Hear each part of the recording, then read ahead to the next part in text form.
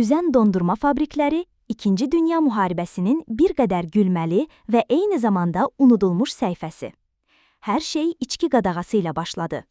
19-cu əsrin sonu və 20-ci əsrin əvvəllərində dənizçilər spirtli içkilərə böyük həvəs göstərirdilər ki, bu da həmişə intizama xidmət etmirdi. 1914-cü ildə ABŞ Hərbi Dəniz Donanması gəmilərdə spirtli içkilərin istifadəsini qadağan etdi, qısa müddət sonra isə içki qadağası bütün ölkəyə tətbiq edildi. Bu boşluğu dolduracaq alternativ lazım idi. Ağır dəniz xidməti zamanı əhvalı qaldıracaq bir şey, brendi kimi. Məmurlar şirniyyatı təşviq etməyə başladılar. Dondurma ideal seçim oldu. Həm isti havadan qoruyur, həm enerji verir, həm də ev rahatlığını təcəssüm etdirirdi. Təəccüblü deyil ki, 1940-cı illərə gəldikdə dondurma donanma üçün demək olar kult halına çevrildi. Maraqlı hallara da rast gəlinirdi.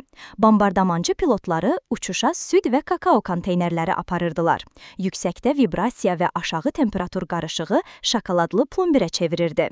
1942-ci ilin mayında Lexington aviadaşıyıcısının batması zamanı bir qrup dənizçi dərhal təxliyə olunmaq əvəzinə dondurucu kameralara qaçdı. Şahidlər xatırlayırdılar ki, dənizçilər dəbilqələrini dondurma ilə doldurur və okeana tullanmazdan dərhal əvvəl yeyirdilər. Bu hadisə dondurmanı mətanət və təsəllinin simvoluna çevirdi və admirallığı vacib qərar qəbul etməyə təşviq etdi. Ümumi marağı nəzərə alaraq 1943-cü ildə donanma xüsusi üzən dondurma bazaları tikmək qərarına gəldi. Hər biri təxminən $1 milyon başa gəlirdi.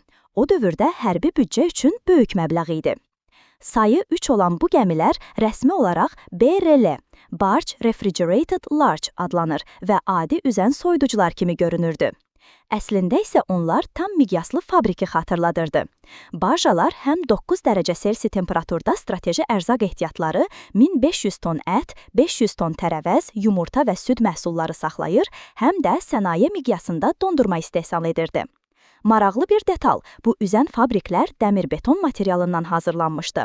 Gəmi qayırmada bu nadir, amma tək nümunə deyildi.